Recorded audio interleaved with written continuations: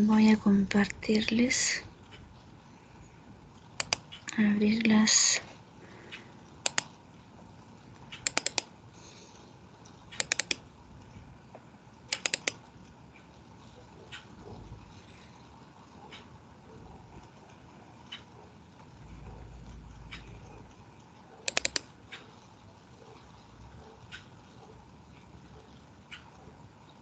Ya.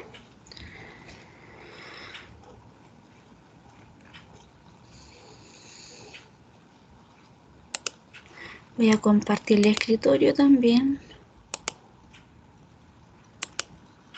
Ahí sí. Ya. Entonces, en esta segunda parte, ¿cierto? Nosotros estábamos viendo la estadística descriptiva y en la cual necesitamos primeramente describir a través de dos métodos gráficos, que no son los mismos que las variables cualitativas, ¿cierto? Acá en la variable cuantitativa necesitamos ver la distribución que tienen nuestros datos, la forma, ¿cierto? Puede tomar 5 formas. En el caso que sea bimodal también pueden existir, en el caso, ¿cierto? Que existan 3 o más modas. Y ahí ocurre que es el caso multimodal, ¿cierto? Y también sesgos a la derecha cuando se inclina a valores más grandes, un sesgo a la izquierda cuando nuestros datos se inclinan a valores más pequeños, o también, ¿cierto?, cuando es uniforme, cuando todos tienen la misma frecuencia. Entonces, por tanto, el histograma, ¿cierto?, al construirse, cuando uno lo construye, es a partir de la altura de las barras, y vemos, ¿cierto?, las distintas formas que toma de acuerdo a nuestros datos. También vimos cuando teníamos que utilizar, ¿cierto?, en una variable cuantitativa, si era un gráfico de barras o si era un histograma. Entonces, tenemos que siempre utilizar un histograma cuando tenemos una variable cuantitativa, ya que debemos ver, ¿cierto? Estamos analizando una cantidad numérica, en este caso finita, o también analizamos mediciones en el caso de las variables cuantitativas continuas, ¿ya?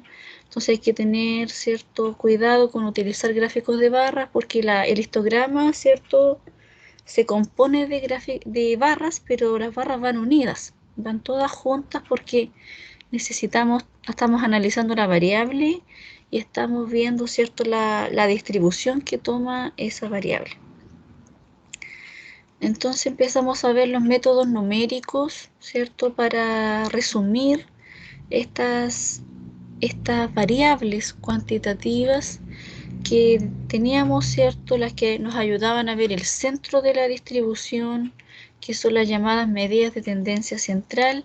Primeramente estábamos viendo, ¿cierto?, el promedio, el jueves quedamos en el promedio, las que describen, ¿cierto?, la posición que dentro de un conjunto, que son, ¿cierto?, las medidas de posición relativa, que vamos a ver los percentiles, vamos a ver los cuartiles, y, ¿cierto?, las de dispersión miden la variabilidad del conjunto de datos. Cuando nuestros datos están más cerca del promedio, nuestros datos son más homogéneos entre sí, entonces tenemos una menor dispersión. Cuando nuestros valores están más lejos del promedio, hay una mayor dispersión, ¿cierto?, de los datos, en el cual, ¿cierto?, nuestros datos no son homogéneos entre sí.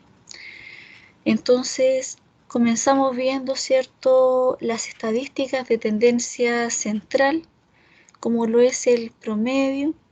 Y el promedio, ¿cierto?, es un conjunto de la suma de n observaciones, en la cual, ¿cierto?, se divide por el total de la muestra. Se denota por fórmula el promedio como x barra, ya indica la sumatoria de cada valor que toma la variable hasta el tamaño de la muestra, ¿cierto? Hasta el último individuo que tenemos en nuestra muestra. Dividimos todos los valores que toma la variable y se divide por el total. Entonces, también denotábamos la diferencia cuando teníamos el promedio poblacional, y en el promedio poblacional, ¿cierto? En el numerador es la misma sumatoria, ¿cierto? De los valores que toma la variable, pero en este caso se divide por el total de la población. Y el total de la población lo denotamos por n mayúscula, ¿ya? En el cual, ¿cierto? Ahí tenemos la totalidad. Entonces, por tanto, vimos el ejemplo del número promedio de niños por hogar, y acá se ve, ¿cierto? Se calcula el promedio al número de niños, a la variable de interés, que es el número de niños, se le calcula el promedio, y el promedio de estas observaciones dice que es 1,6. Entonces, al calcular, al sumar todas estas observaciones y dividirlas por 10, tenemos, ¿cierto?, que es 1,6. En la interpretación, como es una variable cuantitativa discreta, ¿cierto?, el número de niños, entonces para observar 1,6 niños en una casa, ¿cierto?, no es posible, pero es promedio de 1,6. Entonces, en forma de interpretación, nosotros podemos decir que el promedio de niños por hogar en una muestra aleatoria de 10 casas es de 1 a 2 niños por hogar.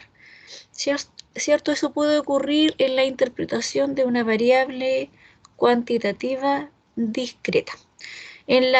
Cuando interpretamos la variable cuantitativa continua, ahí no hay problema, ¿cierto?, de representarla en términos de decimal, porque la variable cuantitativa continua, ¿cierto?, tiene medición en los reales, pero para interpretar, ¿cierto?, la variable cuantitativa discreta, ¿cierto?, cuando nos da en términos de decimal el promedio, que en la mayoría de las oportunidades nos va a dar así, ¿cierto?, uno lo interpreta en términos de entero, en la cual, ¿cierto?, para poder observar y ver que eso ocurre.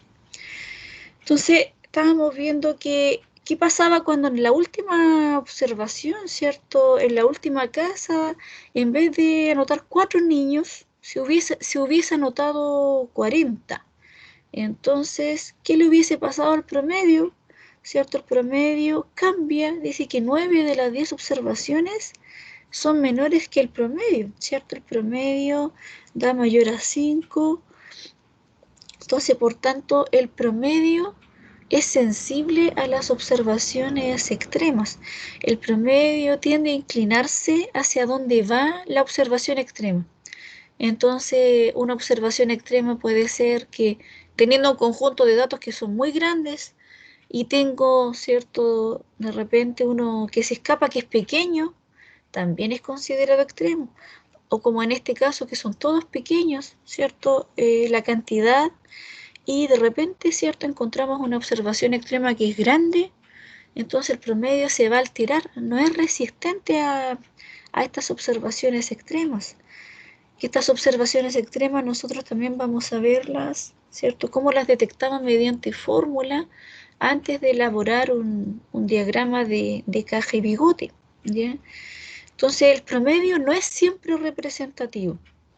Acá se ven ciertas notas, ¿cierto?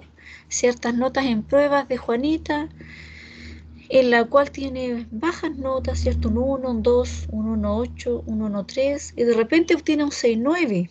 Entonces el promedio de Juanita se va a inclinar, ¿cierto? Va a subir un poco porque se inclina donde está, ¿cierto?, la nota más alta, o sea, el valor extremo. Entonces, por tanto, el promedio se va a alterar ahí, no es resistente a esas notas comúnmente que ella tiene, sino que se inclina hacia donde está la observación extrema.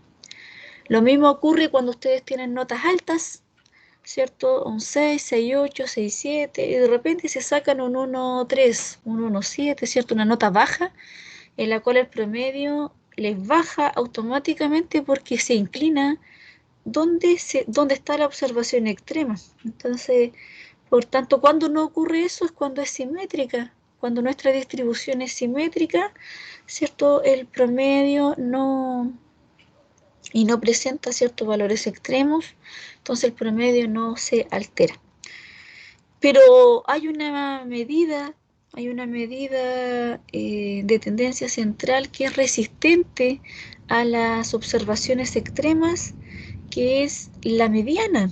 ¿Ya? Esta medida de tendencia central, ¿cierto? Cambia muy poco, si es que llega a cambiar, cuando tenemos nosotros una observación extrema. Entonces, vamos a ver de qué forma, ¿cierto?, se calcula.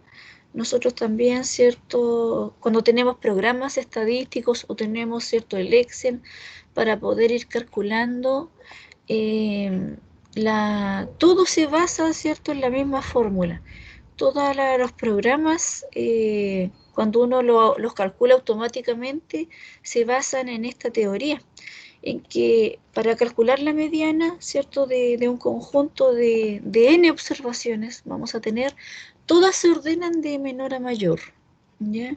Entonces, por tanto, la mediana es un valor tal que la mitad de las observaciones son menores o iguales que el tal valor, y la mitad de las observaciones son mayores o iguales que ese valor.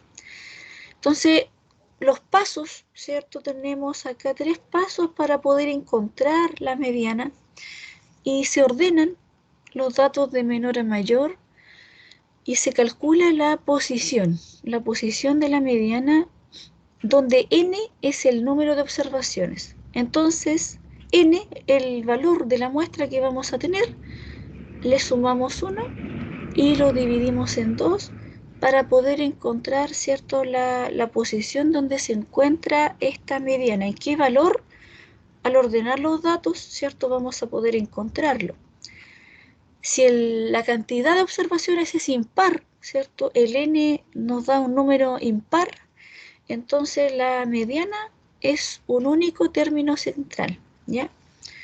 Entonces, por tanto, cuando es par, entonces la mediana va a ser el promedio de los dos términos centrales, que lo vamos a ver acá en un ejemplo, ¿cierto? Y ahí vuelve a recordar, ¿cierto?, de que la mediana cambia muy poco con las observaciones extremas, es resistente a estas observaciones extremas. Entonces ahí, ¿cierto?, tenemos dos conjuntos de datos y nos piden encontrar la mediana. Entonces, la mediana de estos dos conjuntos de datos, ¿cierto?, nos dice ahí que de 2 a 5, o sea, está ordenado. Este conjunto de datos 1 está ordenado, ¿cierto? Para poder encontrar la mediana de este conjunto de datos, nos vamos, ¿cierto?, a poder calcular la posición. Ya los datos están ordenados. Vamos a abrir acá en la pizarra. Los datos están ordenados y tengo que calcular la posición de la mediana, ¿cierto? N más 1 y lo divido en 2. Entonces, de ese conjunto de observaciones, ¿cierto?, ¿cuánto es mi n? Tengo que ver cuánto es mi n. ¿Cuánto sería mi n de los conjuntos de observación 1, del datos 1?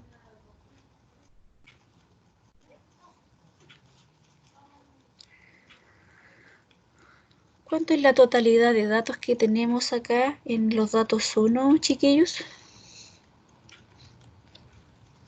Si 13. nosotros lo... 13, ¿cierto? Tenemos 13 datos.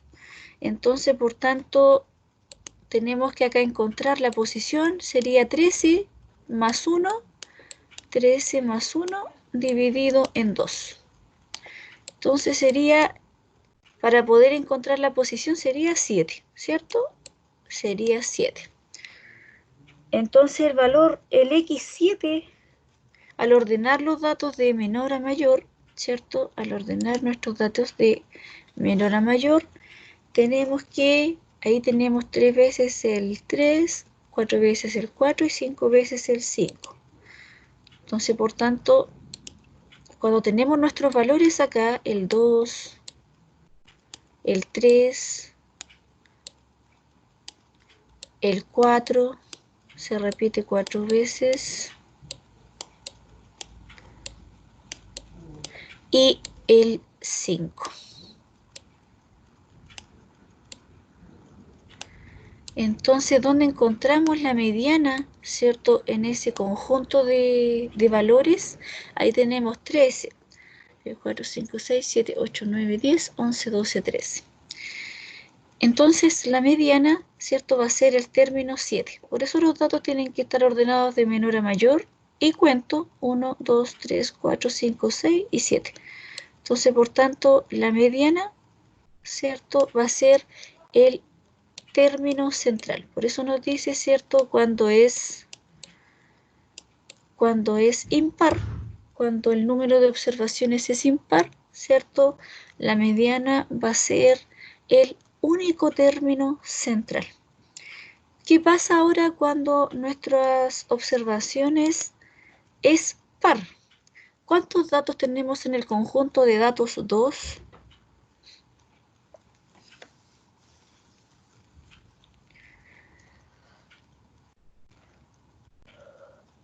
¿Cuántos datos tenemos en el conjunto de datos 2?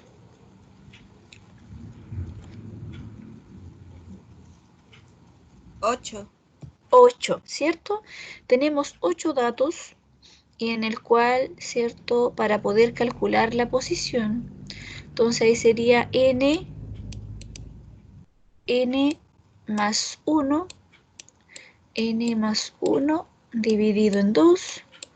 Entonces, por tanto, sería 9 dividido en 2, 8 más 1, 9 dividido en 2, y eso nos da 4,5.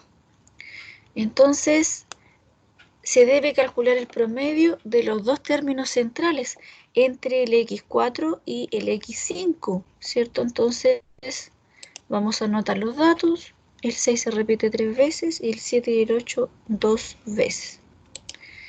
Entonces, nuestro conjunto sería 5, 6, 6,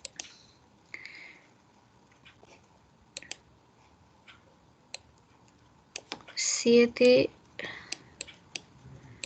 7 y el 8 también se repite 2 veces, ¿ya? Entonces, ahí tenemos 8 observaciones, 1, 2, 3, 4, 5, 6, 7, 8. Entonces, por tanto, la mediana va a ser en el término 4, ¿cierto? Y el término 5. 1, 2, 3, 4. Entre el 6 y 7, entre el término 6 y 7, nosotros calculamos el promedio. Por eso dice que es el promedio de los dos términos centrales. Entonces ahí la mediana, ¿cuánto nos da? Si al calcularla nosotros calculamos el promedio de 6 más 7 y lo dividimos en 2. Entonces la mediana de ese conjunto de observaciones va a ser 6,5. La mediana va a ser 6,5. ¿Ya? Entonces, ¿se entendió cómo se calcula la mediana para un conjunto de datos par y cuando tenemos, cierto, un tamaño de muestra impar? ¿Se entendió o hay algo que no les quedó claro, chiquillos? ¿Mm? Está claro, profe. ¿Se entendió? Disculpa, no te escuché. Sí. Ya, ya, entonces seguimos con la moda. ¿Ya? La moda, para poder encontrar la moda, es el término, ¿cierto? De un conjunto de observaciones, el valor que es más frecuente. ¿Ya? Es el valor más frecuente. Entonces, por tanto, ahí en el primer conjunto de observaciones tenemos que la moda, ¿cierto? Es el valor más frecuente y el valor más frecuente es el cero. En el segundo tenemos dos más frecuentes, o sea, tenemos ahí el 0 y tenemos el 2. Entonces, por tanto, ahí llamamos que tenemos dos modas y tenemos ya, ¿cierto?, una distribución bimodal. La moda del tercer conjunto, de este conjunto, ¿cuál sería la moda de este conjunto?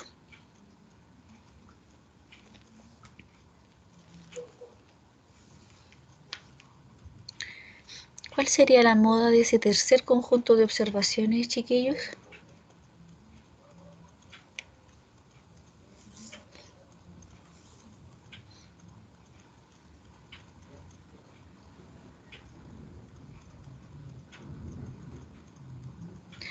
No tiene moda, ¿ya? No tiene moda. Acá no tiene moda, entonces por tanto a veces ocurre que no hay, no, la moda no, el conjunto de valores no tiene moda. Y en el cuarto, ¿cuál sería la moda en el cuarto? El 0. El cero, ¿cierto? Ahí la moda es el cero, es el valor más frecuente. Entonces, por tanto, a menudo en diversas investigaciones, Profe, sí, pero el 3 tiene bimodal o no? el conjunto 3 no tiene moda. Pero no, el 4, ¿verdad? El 4 no, el valor más frecuente es el cero, porque el 4 se repite 4 veces y el cero se repite 5 veces. Entonces, unimodal. Cuando es bimodal es cuando toma la misma cantidad, la misma frecuencia, tenemos la misma frecuencia en ambos valores, en ambos términos. Entonces ahí encontramos que es bimodal. Ah, ya, gracias. Ya. Entonces, por tanto, la moda, muchas veces en diversas investigaciones ustedes no la van a encontrar. A veces la moda no se utiliza, ¿cierto? Para más y la interpretación de las variables cualitativas. Entonces, cuando nosotros teníamos, ¿cierto? Teníamos las tablas de frecuencia de la variable cualitativa y calculábamos como medida de resumen en la variable cualitativa la tabla de distribución de frecuencia. Entonces ahí interpretábamos, ¿cierto?, el mayor porcentaje, la frecuencia relativa porcentual mayor de diversas categorías y ahí estábamos interpretando la moda en el término del gráfico, ¿cierto? En el gráfico de barras, que uno también, ¿cierto? Inmediatamente la distingue la categoría mayor en un gráfico de barra o en el trozo circular de un gráfico de torta, el porcentaje mayor. Entonces ahí uno está interpretando la moda. Entonces, generalmente en diversas investigaciones, la moda, ¿cierto?, se utiliza como medida de tendencia central para variables cualitativas. Entonces, en las medidas de tendencia central, la mayoría de las investigaciones dejan dos, el promedio y la mediana. Dejan de lado la moda, pero en sí son tres, ¿cierto? La, el promedio, la mediana y la moda. Estas nos ayudan a ver, ¿cierto?, el centro de nuestro conjunto de datos. Pero también, ¿cierto?, ocurre en el caso que hay medidas, vamos a la pizarra, ahí. La pizarra, ustedes me dicen si la puedo sacar para que me está estorbando en las diapos.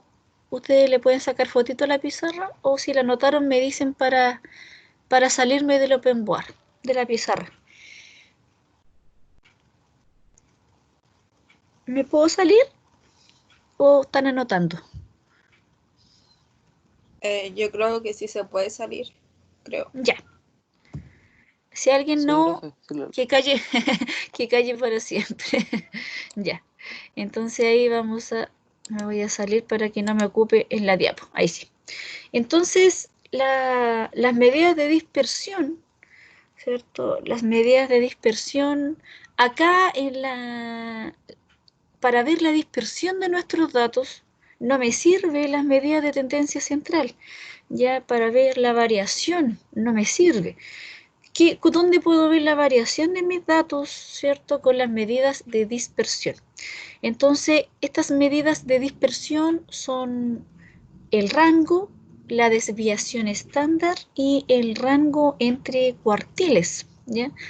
Entonces, ahí como medida de posición también vamos a ver los cuartiles. Por tanto, acá en estos dos datos, ¿cierto?, que nosotros vemos acá, podemos identificar que hay alguna diferencia o solo dos datos iguales al ver, ¿cierto?, el gráfico esquemático que se muestra ahí.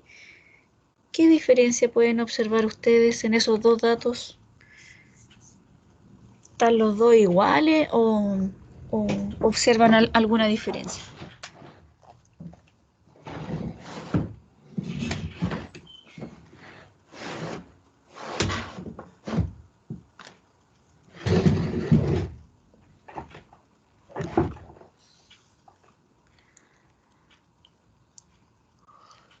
Los datos 1, ¿cierto?, al ver el gráfico en comparación con los datos 2, o si nosotros, ¿cierto?, también vemos el rango, la dispersión que tiene entre estos valores, el máximo, 65 menos el mínimo, ¿cierto? Y vemos nuestros datos que están agrupados, son homogéneos entre sí, el máximo en comparación al mínimo, ¿cierto?, el valor es pequeño. No hay una dispersión, ¿cierto?, tan grande entre este conjunto de datos. En cambio, los datos 2 vemos que hay mayor dispersión que el primero, ¿cierto? Vemos el rango, el máximo, el valor más grande de nuestros datos en comparación al mínimo, ¿cierto? Es más grande, por tanto hay una mayor dispersión en este conjunto de datos 2, ¿cierto?, en comparación al 1. Entonces, por tanto, la primera medida de dispersión que vamos a ver es el rango. Y el rango es la medida de dispersión más fácil de calcular, más simple, ¿ya? Y se calcula tomando la diferencia entre el valor más grande, el máximo de nuestros datos, con el valor más pequeño, ¿ya? Entonces, por tanto, de esa forma se ve, ¿cierto?, la variación que hay entre esos valores. Entonces, por tanto, el rango nosotros también lo calculábamos, ¿se recuerdan cuando lo calculábamos en las tablas de frecuencia, cuando hacíamos intervalos de clase?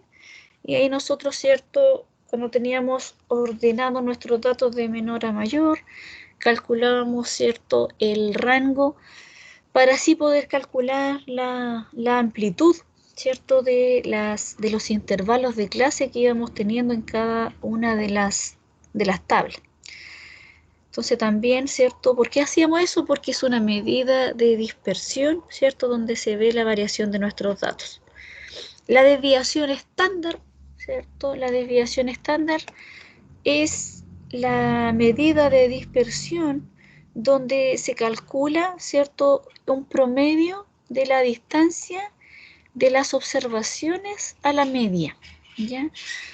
Entonces vamos a tener diferentes desviaciones, ¿ya? Diferentes desviaciones y todas, ¿cierto?, estas desviaciones son observaciones ya del conjunto de observaciones al promedio. Entonces eso nosotros, ¿cierto?, lo vamos calculando en el numerador de esta, vamos a calcular una varianza. Entonces, para obtener todas estas desviaciones, ¿cierto?, el promedio de estas desviaciones, que es la distancia de las observaciones a la media, tenemos que ir calculando cada observación a la media, al promedio muestral. Entonces, por tanto, en este conjunto de datos, ¿cierto?, cortito, de 3 observaciones que se ven acá, ¿cierto?, aparecen 3 observaciones y se le calcula el promedio. Se le calcula el promedio. Entonces, por tanto, el promedio de 0 más 5 más 7, el promedio x barra, ¿cierto? X barra, que es la sumatoria de los valores que nosotros tenemos hasta el último valor, ¿cierto?, que sería el 3 dividido por 3. Entonces nos da el promedio de ese conjunto de observaciones, 12, ¿cierto?, dividido en 3, que sería 4. Ese es el promedio muestral de esas observaciones, ¿cierto?, que nosotros tenemos acá. Entonces, ¿qué nos dice acá esta tabla? Necesitamos calcular las desviaciones. Y las desviaciones va a ser cada término, ¿cierto? Cada observación restándole el promedio. Entonces, cada observación que nosotros vamos a tener, ¿cierto? Le vamos a restar el promedio. Entonces, sería 0 menos el promedio, que sería 4, más la segunda, que sería 5, le restamos el promedio muestral, y más la tercera, que sería 7, le restamos el promedio, y ahí tenemos nuestra tercera desviación, ¿cierto? Nuestra tercera observación de nuestros valores al promedio. Pero, ¿cierto? También necesitamos que estas desviaciones estén al cuadrado. Entonces, por tanto, estas desviaciones deben estar al cuadrado. Entonces acá, ¿cierto? Lo elevo a 2. Cada resta, ¿cierto? Cada observación al promedio lo elevo al cuadrado. Entonces, eso iría en el numerador para poder, ¿cierto?, llegar hacia la varianza muestral. Entonces, la varianza muestral, ¿cierto?, es el promedio de las distancias de las observaciones a la media. Al tener la varianza, ¿cierto?, al tener la varianza, nosotros vamos a tener la desviación estándar muestral. Entonces, en el denominador sería el total de observaciones, y le quitamos una observación, ¿ya? Al total de la muestra se le quita una observación. Eso es el cálculo de la varianza muestral. Entonces, por tanto, cuando nosotros tenemos, ¿cierto?, ahí nos da una varianza de 13, 26 dividido en 2, y nos da una varianza de 13. Entonces ahí, ¿cierto?, nosotros debemos calcular la desviación estándar. Y la desviación estándar es la raíz cuadrada de la varianza. La desviación estándar es la raíz cuadrada de la varianza muestral. Entonces, de esa forma, ¿cierto?, vamos a calcular la desviación estándar. Entonces, en este caso, la desviación estándar, la raíz de 13, ¿cierto?, la raíz cuadrada de 13 sería 3,6, ¿ya? Entonces, por tanto, la raíz cuadrada de 13 sería 3,6. Y esa es la desviación estándar de esos datos, o sea, de ese conjunto de observaciones. Entonces, por tanto, para poder calcular la desviación estándar, ¿cierto?, del número de niños por hogar, ¿cómo tendríamos que calcular la desviación estándar, ¿cierto? ¿Cómo tendríamos que hacer para poder llegar al valor 1,43? Tenemos el conjunto de datos, ¿cierto?, del número de niños. Entonces, para poder saber la variación, que eso no nos dice el promedio, tenemos que calcular, ¿cierto?, la desviación estándar. Y cada valor, cada observación, nosotros tenemos el promedio del número de niños, que es 1,6, ¿cierto?, el cálculo, y tenemos que restarle. Entonces, ¿qué tendríamos que ir haciendo para ver cada desviación? A cada valor, el promedio del número de niños por hogar dice que es 1,6. Entonces, por tanto, para poder tener, ¿cierto?, la varianza, para poder calcular la varianza, sería cada término, cada observación. En el caso 2, el primero sería el 2, ¿cierto? Le restamos 1,6 y lo elevamos al cuadrado, ¿ya? Entonces, de esa forma, ¿cierto? Vamos calculando la varianza para poder tener, ¿cierto? El promedio de las desviaciones, al cuadrado. Entonces, más el segundo, que sería 3 menos 1,6 al cuadrado, hasta, ¿cierto? Más hasta la última observación, que sería 4 menos 1,6, 4 menos 1,6 al cuadrado. Y eso lo dividimos por ¿cuánto? ¿Cuánto tendríamos que dividir esa varianza, ¿cierto? ¿Cuál sería el denominador que tendríamos que nosotros presentar aquí en la pizarra? ¿Cuál sería el denominador que tendríamos que representar en la pizarra? ¿Cuál sería nuestro denominador en este ejemplo del número de niños por hogar? ¿Cuál sería nuestro denominador? 9. 9, ¿cierto? Tenemos 10, le quitamos una observación, ¿cierto? Nuestra muestra, entonces ahí lo dividimos en 9.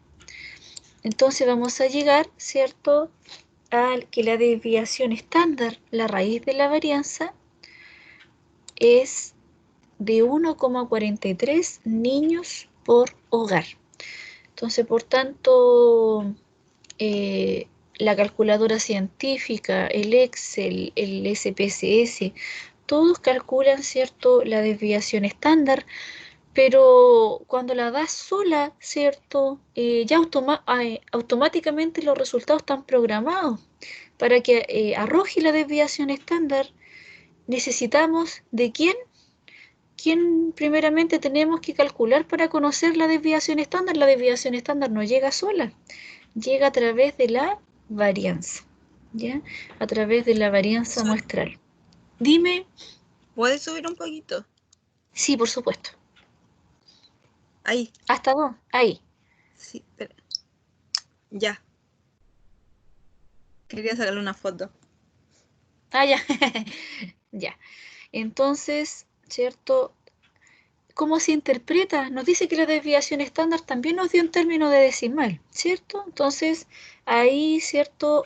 Nosotros interpretamos como es cuantitativa discreta el número de niños, entonces ahí, ¿cierto? Decimos que los niños, ¿cierto? Tienen en promedio 1 a 2 niños por hogar y con una variación, ¿cierto? De alrededor de 1 a 2 niños por hogar también. La desviación estándar también nos dio 1 a 2 niños por hogar. Pero en términos de cálculo, ¿cierto? Lo dejamos como nos dio, ¿cierto? En términos del promedio, el cálculo es 1,6 y la desviación estándar 1,43. Pero en términos de interpretación, ¿cierto? Ahí podemos, como es cuantitativa discreta, lo dejamos en términos de entero. Entonces, la desviación estándar, ¿cierto? En sí, la desviación estándar muestral, al calcular este promedio de estas desviaciones donde cada observación se le resta su promedio, entonces es el promedio de la distancia de las observaciones a la media. ¿Qué pasa en el caso que si todas las observaciones fueran iguales? ¿Qué le pasa a la desviación estándar? Si todas las observaciones son iguales, ¿cómo sería nuestra desviación estándar? Si ahí tuviéramos puros números iguales, ¿qué le pasaría? ¿Sería de 0? De 0, ¿cierto? ¿Y por qué de 0? Porque el promedio nos da el mismo valor, ¿cierto? Si tuviéramos todas las observaciones iguales, el promedio nos da el mismo valor de las observaciones y al restar, al calcular cada desviación al cuadrado, nos da 0, ¿cierto? 0 partido por el tamaño de muestra menos 1 nos va a dar 0. Entonces, la desviación estándar siempre va a ser positiva, ¿ya? siempre va a ser positiva, no les va a dar un valor negativo porque, ¿cierto? En estadística trabajamos con los reales. Si nosotros calculáramos una raíz cuadrada a un número negativo, tendríamos que entrar a trabajar con los números complejos. Entonces no estamos trabajando con números complejos, sino que los reales. Por tanto, la desviación estándar siempre va a dar un valor positivo, chiquillos. Entonces la raíz cuadrada, cuando ustedes calculen la raíz cuadrada de la varianza siempre va a ser positiva. Y cuando nuestra desviación estándar, ¿cierto?, sea grande, ¿qué le va a pasar? Nosotros, ¿qué decimos? Que nuestros valores, nuestras observaciones están más lejos del promedio, ¿ya? Cuando estén más lejos del promedio, mayor va a ser la desviación estándar. Cuando nuestros datos estén más cerca del promedio, ¿cierto?, sean más homogéneos entre sí, entonces menor va a ser la desviación estándar. Vamos a ver también, ¿cierto?, como lo vimos anteriormente con el rango, con la diferencia del máximo con el mínimo, y también vimos, ¿cierto?, la dispersión que tenían. Entonces, por tanto, acá también la desviación estándar, si la desviación estándar es pequeña, ¿cierto?, ahí hay una menor dispersión entre nuestras observaciones. Entonces, si nosotros vemos notacionalmente, ¿cierto?, la fórmula de la varianza muestral, ¿cierto? La fórmula de la varianza la denotamos con la letra S. S, ¿cierto?, al cuadrado, S al cuadrado. Entonces, la fórmula de la varianza, ¿cierto? La fórmula de la varianza es S cuadrado para diferenciarla también de la varianza poblacional. La varianza muestral, ¿cierto?, tiene un nombre y eso también nos va a servir para poder identificarla cuando lleguemos a la parte de inferencia estadística en la unidad 3, ¿cierto? Cuando veamos la parte de inferencia, ahí cuando hablemos en términos del parámetro, ¿cierto? Y con ayuda de ¿quién? De los estadísticos muestrales, y ahí vamos a tener que también calcular la varianza, ¿cierto? Para ir construyendo los test para poder inferir acerca del parámetro. Entonces, ¿qué nos dice la varianza?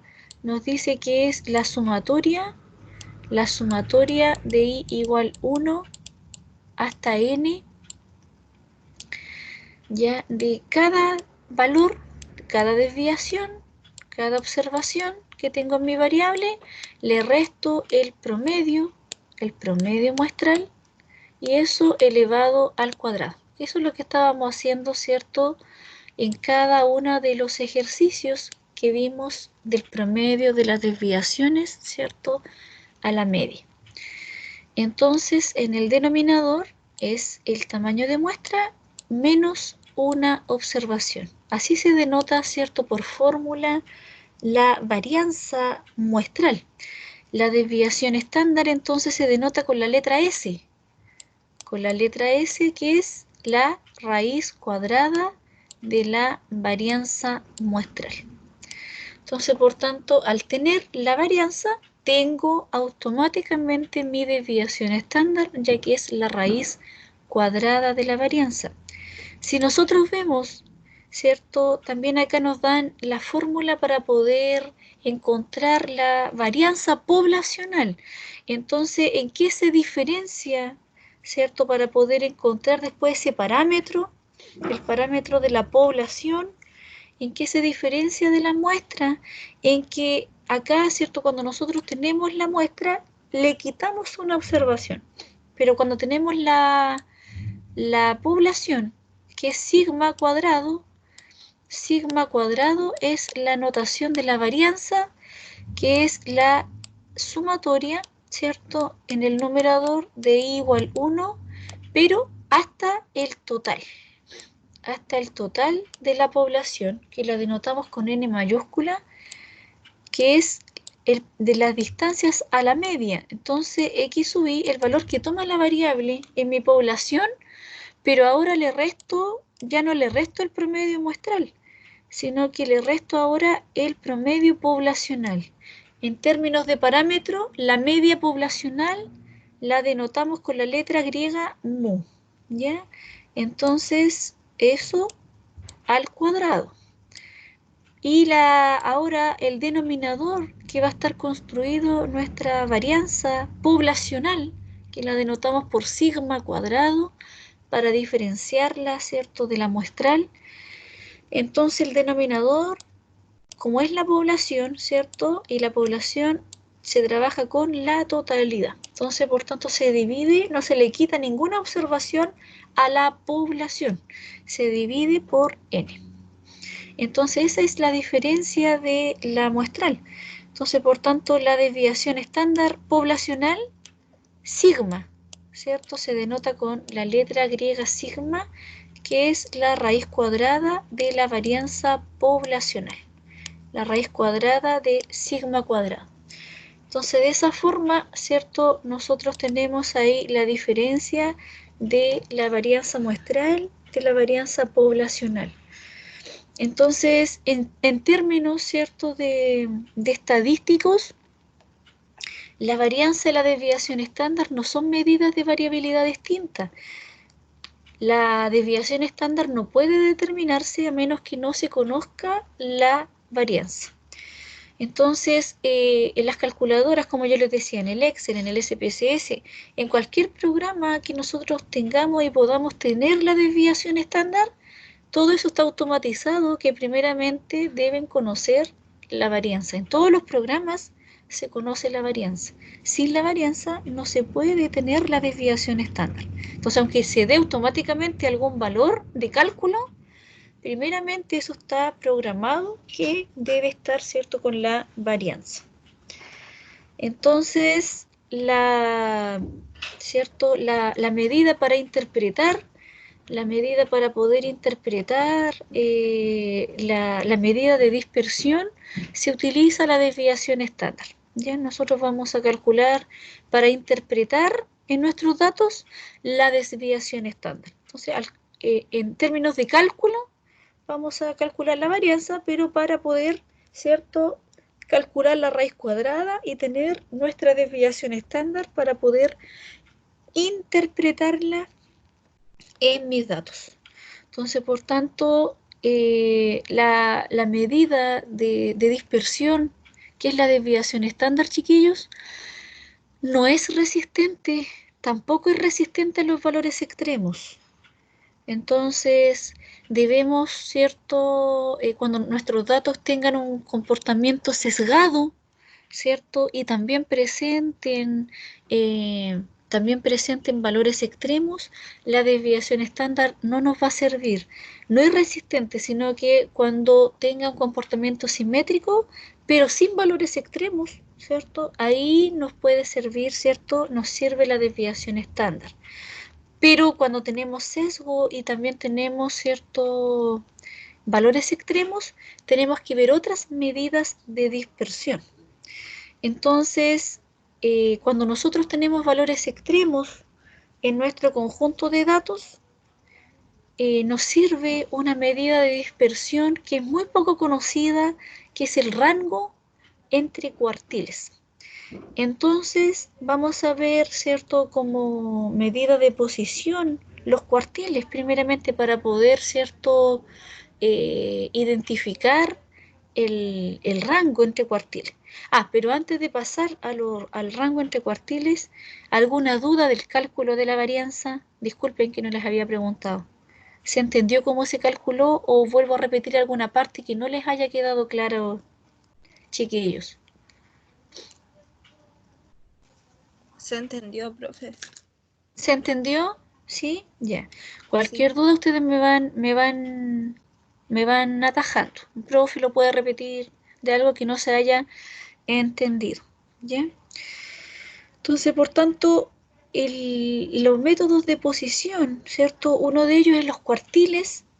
Nosotros cuando encontrábamos la mediana, ¿cierto? La mediana dividíamos los datos en dos partes iguales. Entonces la mediana, ¿cierto? Encontrábamos el 50%, llegábamos hasta el 50% de nuestros datos y encontrábamos la mediana. Entonces, el otro 50, ¿cierto? Ahí llegábamos hasta el máximo. Entonces, el mínimo y el máximo, el mínimo, ¿cierto? Es considerado también como el percentil 0, el mínimo, y el máximo es considerado como el percentil 100. Entonces, la mediana, el percentil 50, donde se concentra el 50% de nuestros datos. Entonces, cuando nosotros ahora lo dividimos en más de 2 partes, entonces en este caso en 4 partes iguales, los puntos de división se conocen como cuartiles. Entonces los cuartiles los representamos con la letra Q. Entonces el cuartil 1 lo representamos con la letra Q1, el cuartil 2 con la letra Q2 y el cuartil 3 con la letra Q3. Entonces, por tanto, al ver, ¿cierto?, este esquema, nosotros tenemos el mínimo, llegamos hasta el 25% de nuestros datos, que sería el cuartil 1. Luego acumulamos hasta el 50% de nuestros datos, que sería el cuartil 2. Luego acumulamos el 75% de nuestros datos, que sería el cuartil 3. Y acumulamos después el 100% de nuestros datos, que sería el máximo o el percentil 100. Entonces, por tanto, el cuartil 1 también es conocido como el percentil 25, donde se concentra el 25% de nuestros datos, ¿ya? El cuartil 2 es la mediana, donde se concentra el 50% de nuestros datos. Entonces, la mediana, ¿cuántos nombres tiene? La mediana tiene 3 nombres. Entonces, ustedes pueden conocer la mediana, como el cuartil 2 y como el percentil 50. Entonces, de esas 3 formas, ¿cierto?, ustedes pueden identificar la mediana. El cuartil 3 también es conocido como el percentil 75, donde se concentra el 75% de nuestras observaciones. Y como les decía, ¿cierto?, el percentil 100 es considerado como el máximo. Entonces, el rango entre cuartiles es, ¿cierto?, la diferencia del cuartil 3 menos el cuartil 1. Entonces debemos encontrar el cuartil 3 y encontrar el cuartil 1 y lo restamos. Ahí nosotros vamos a tener la medida de dispersión que nos va a ayudar, ¿cierto? Ahora cuando tenemos observaciones extremas, nos ayuda a encontrar el rango entre cuartiles, y esa medida de dispersión nos va a ayudar a interpretar cuando tenemos algún valor extremo, ¿cierto?, en nuestro conjunto de datos. ¿Qué es lo que mide el Profe, rango entre cuartiles? ¿Sí? siempre que hay valores extremos se miden cuartiles. Sí, cuando tenemos los valores extremos, ¿cierto? Para interpretar en las investigaciones, después cuando ustedes hagan investigación y ustedes vean que sus datos presentan valores extremos en la investigación que están haciendo, entonces la medida de dispersión, no, siempre en las investigaciones, chiquillos, está la desviación estándar. Aunque ustedes vean el histograma que tiene algún comportamiento asimétrico, igual está la desviación estándar como medida de dispersión. Pero eso no es correcto porque la desviación estándar no es resistente a los valores extremos. Ahí ustedes tienen que encontrar el rango entre cuartiles y ese interpretarlo en la investigación. El rango entre cuartiles, ¿cierto?, es el apropiado cuando tenemos valores extremos. Entonces, cuando uno ve, claro, un comportamiento simétrico del histograma y uno después calcula los valores extremos y no presenta, bien, está muy bien que sea la desviación estándar, pero en caso en que no ocurre eso, hay que calcular el rango entre cuartiles, ¿ya? Entonces, el rango entre cuartiles mide la variabilidad, pero de la mitad central de los datos. Entonces, estamos encontrando medianas con los cuartiles. Primeramente, tenemos que encontrar la mediana de todas las observaciones. Luego tenemos que encontrar el cuartil 1. Y el cuartil 1, ¿cierto?, va a ser la mediana, pero de las observaciones que son menores a la mediana, y el cuartil 3 es la mediana, pero de las observaciones que son mayores a la mediana, ¿ya? Entonces, cuando nosotros, ¿cierto?, tenemos un número, el número de observación, el tamaño de muestra es impar. Tenemos la totalidad de nuestra muestra y tenemos un número impar. Delante, ¿cierto?, lo calculamos que la observación del medio es la mediana, o sea, es un único término central. Nos vamos a la pizarra, entonces, por tanto, acá, cuando nosotros queremos calcular, lo borré, la mediana la había borrado. Cuando nosotros queremos calcular el único término central, ¿cierto? Ahí no, ese valor, cuando es impar, no se incluye en los cálculos del cuartil 1 ni del cuartil 3. Entonces, cuando nosotros, ¿cierto?, encontramos los cuartiles, todas las fórmulas de libros, calculadoras, computadoras, todas se basan en el mismo concepto. Cuando ahora nosotros lo incluimos, cuando incluimos el valor, ¿cierto?, de la mediana, es cuando tenemos el promedio de los dos términos centrales. O sea, cuando mi n es par. Ya cuando tenemos nuestro n que es par, entonces ahí tenemos el promedio de los dos términos centrales y ahí nosotros encontramos, ¿cierto?, la mediana de esas observaciones, el cuartil 1, de las observaciones que son menores, ahí lo consideramos, ¿cierto?, en el cálculo, cuando es par. Pero cuando es impar, no. Entonces, aquí vamos a ver un ejemplo antes de terminar. Dice, los datos, hay 4 datos, ¿cierto?, en la cual se les presentó el histograma, y aparece ahí para calcular el rango entre cuartiles también, entre las medidas de variabilidad.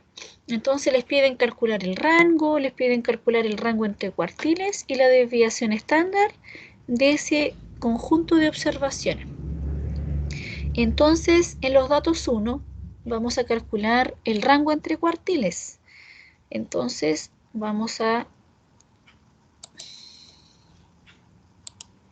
tenemos ahí, ¿cierto?, nuestros datos. Tenemos ese conjunto de observaciones que está ordenado. 2, ¿cierto? 3 veces se repite el 3, el 4 se repite 4 veces, y el 5 se repite 5 veces.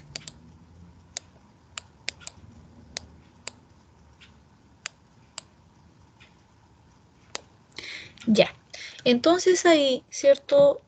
¿Cuál sería la mediana? Tenemos que encontrar primeramente la mediana. Delante la calculamos, ¿cierto? ¿Cuánto nos dio la mediana? ¿Cuánto nos dio la posición de la mediana? 7. 7, ¿cierto? Entonces, 1, 2, 3, 4, 5, 6, 7. Entonces, la mediana, ¿cierto?, es el único término central acá. Entonces, el tamaño de muestra, ¿cuánto era? ¿Cuánto era el tamaño de muestra de estas observaciones? ¿Cuánto nos daba? 13. 13, ¿cierto? Es impar, ¿cierto? 13 es un número impar. Por tanto, eso es lo que nos dice, ¿cierto?, en la materia. Nos dice que cuando las observaciones, el número de observaciones es impar, entonces la mediana es el único término central y este nos incluye en los cálculos del cuartil 1. Hasta ahí llega el cálculo del cuartil 1. Y el cálculo del cuartil 3 toma de los valores que son mayores a la mediana. Entonces, de esa forma se obtiene el cuartil 1, pero cuando nuestro n es impar, o sea, cuando nuestra mediana es el único término central, ahí no se incluye, ¿ya? Entonces, ¿cuántos datos ahora tenemos? Tenemos que calcular la mediana ahora de este conjunto de observaciones, del 2 al 4. ¿Cuál sería la mediana entonces? Calcúlenme la mediana. ¿Cuánto sería la mediana de ese primer conjunto? Tenemos que calcular el n, ¿cierto? ¿Cuántas observaciones tenemos?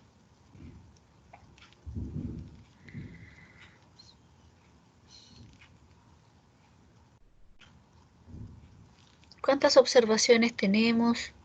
¿cierto? De acá, del 2 al 4. ¿Cuántas tenemos ahí? 6. 6.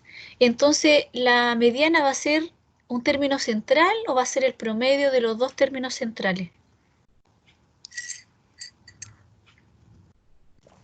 Un promedio. El promedio, ¿cierto? Entonces ahí, ¿cuál sería el promedio de los dos términos centrales?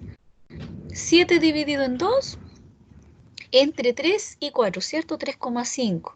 1, 2, 3 y 4. Entonces, por tanto, el promedio entre esos dos términos, entre el 3 y 3, entre el término 3 y el término 4. Por tanto, el cuartil 1, que es la mediana de los valores que son menores, va a ser 3. Ese va a ser el cuartil 1. El cuartil 3, en cambio, ciertos son los valores que son mayores a la mediana y tomamos del 4 al 5. También tenemos ahí que son 6, ¿cierto? También sería la posición entre el 3 y el 4, el promedio de los dos términos centrales, 1, 2, 3 y 4, entre el 5 y el 5, que son el valor 3 y 4. Por tanto, el cuartil 3 sería igual a 5. Por tanto, el rango entre cuartiles del conjunto de datos 1, el rango entre cuartiles, ¿cierto? Que sería la diferencia del cuartil 3 menos el cuartil 1, nos da, ¿cierto? Que es 5 menos 3. 5 menos 3 y nos da un valor de 2. Entonces ahí encontramos el rango entre cuartiles del conjunto de datos 1. Ahora ustedes van a encontrar de los siguientes conjuntos de datos para practicar, del 2 al 4, del conjunto de datos 2 al 4. Ahí que nos piden, calculen el rango y el rango entre cuartiles y la desviación estándar. Entonces la varianza, tienen que calcular la varianza de ese conjunto de datos, ¿ya? Entonces yo ahora voy a llamar, chiquillos, a la Camila. Ustedes van a tener un ayudante en este ramo. Entonces voy a llamar yo a la Camila que se integre. Voy a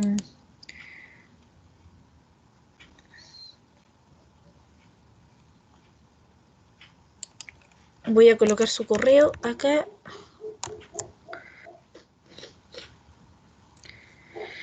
Antes de que ustedes queden trabajando solitos, ya voy a llamar a la Camila antes que se vayan ustedes para que queden fijando el horario, algún horario que les pueda acomodar, que ella los pueda llamar, ¿cierto? Para que vayan viendo alguna duda de para la prueba que viene, el taller, el 15, ¿cierto? Que ya la próxima semana se nos viene de receso.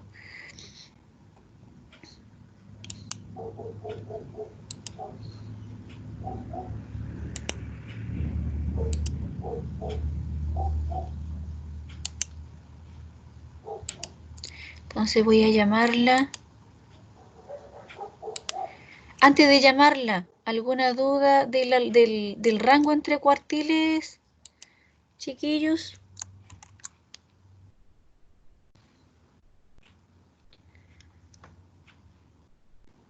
No, ¿Quedó claro profe. ¿Quedó claro? Sí. Ya. ¿Hay cualquier duda? Ustedes, voy a salirme para poder invitarla a la Camila. Ahí.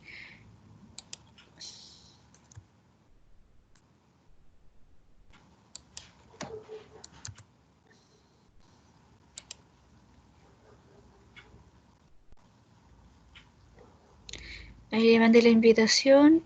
Voy a escribirle.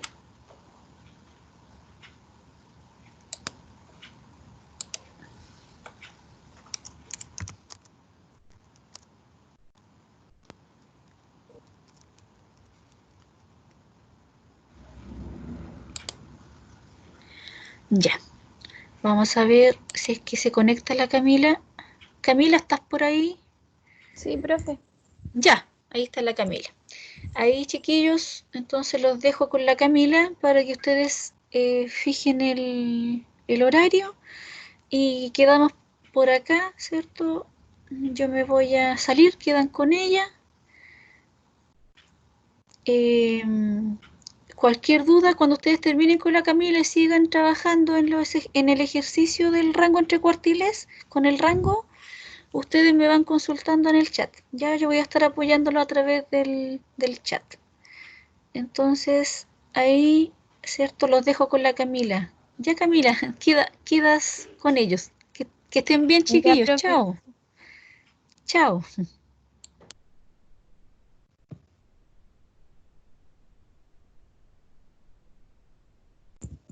¿Aló? ¿Me escuchan? Sí, sí se escucha. No sé si la profe les conversó, pero a mí me asignaron la ayudantía de este ramo. Eh, Todavía no tengo claro si cuántas horas son, entonces no les puedo decir que no se va a haber una ayudantía toda la semana o quizá va a ser justo antes de la prueba, no sé, la semana anterior a la prueba cuando tengan ustedes evaluaciones. Entonces, por eso tampoco igual la idea es como dejar fijado, no sé, a mí me entregaron los correos de ustedes, entonces mientras yo averiguo cuándo, o sea, cuántas horas me asignaron para hacerles la ayudantía, les podría decir como ya, nos podemos juntar toda la semana o quizá eh, una semana antes de la prueba en tal horario, pero igual necesito saber más o menos en qué horario ustedes pueden y un horario que me acomode a mí para tener como eso listo, cosa que cuando sea el momento de hacer la ayudantía no tengamos que estar poniéndonos de acuerdo ni nada de eso.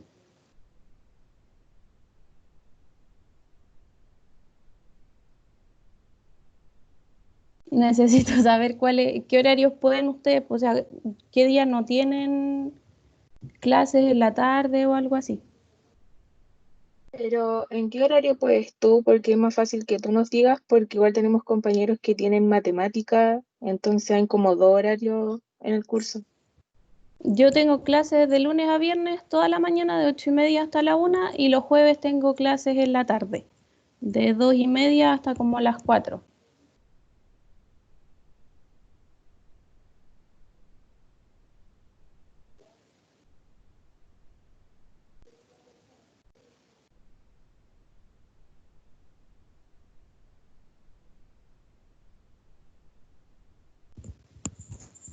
No sé si están ahí, alguien me puede responder por fin. Nosotros los días viernes no tenemos clase en la tarde y creo que la semana hay compañeros que tienen, o sea, los martes también, o los lunes podríamos en la tarde, pero no sé si ellos tendrán clase, mis otros compañeros. Hablen, por favor. El lunes tenemos mate de 3:30 a 4:30. Pero el miércoles en la tarde tampoco tenemos clase.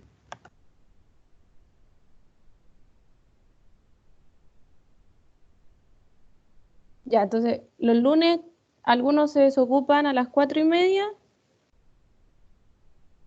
y puede ser si no los miércoles en la tarde. Sí, los miércoles en Los la que tarde. tenemos mate, igual tenemos ese mismo horario el miércoles, de 3:30 a 4:30. Ah, ya. Es que yo digo, o sea, si el viernes lo tienen desocupado, podría ser el viernes, pero, o sea, yo creo que a nadie le acomodaría quizá una ayudantía el viernes en la tarde, tampoco creo que vayan muchos. Igual la idea es que yo los ayude como con lo que estén como que les cueste más o quizás típico que uno antes de la prueba se pone a estudiar y hay cosas como que le confunden y se enredan.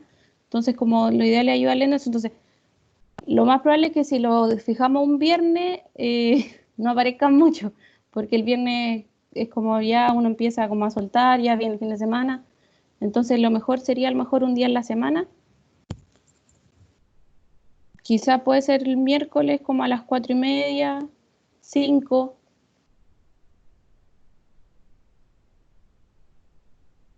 ¿Cuánto tiempo es el de Sí, yo creo. ayudantía?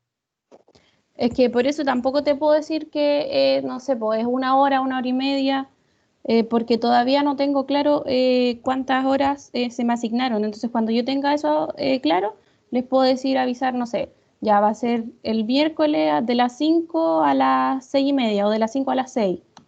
Una cosa así, entonces todavía, pero por eso necesito saber más o menos en qué horario ustedes pueden para dejar eso claro y después cuando a mí me avisen eso, yo les puedo mandar un correo y avisarles, ya va a ser tal día entre tal hora y tal hora.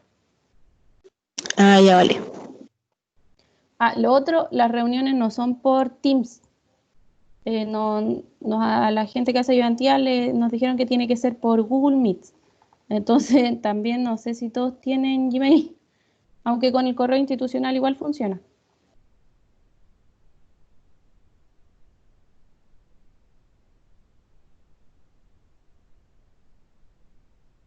Por eso necesito saber si a todos les acomoda el miércoles que yo diga, no sé, los miércoles a las 5.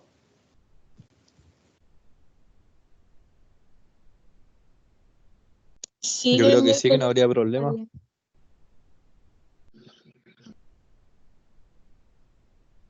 Porque ustedes clases de estadística tienen los lunes y los jueves.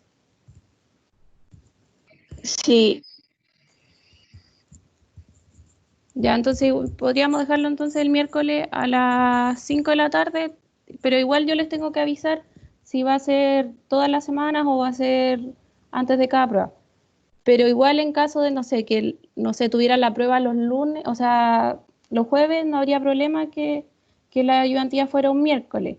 Pero no sé si la prueba, si las cambiaran, no sé, fuera algún lunes, igual lo podemos ajustar, si tampoco tengo problema en eso. Pero siempre que nos pusiéramos de acuerdo. Ya vale. Ya, pues, entonces, en eso quedamos que va a ser los miércoles a las 5. Y en caso de cualquier cosa yo les voy a avisar. Igual yo creo que les voy a mandar un correo o la Carol les va a mandar algún correo informándoles cualquier cosa.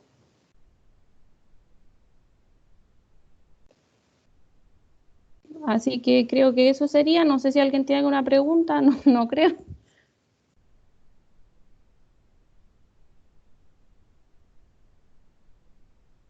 No, gracias.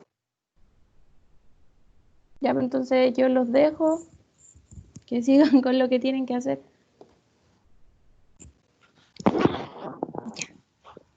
chao, Gracias, gracias. gracias Camila. Muchas Ya, gracias profesora.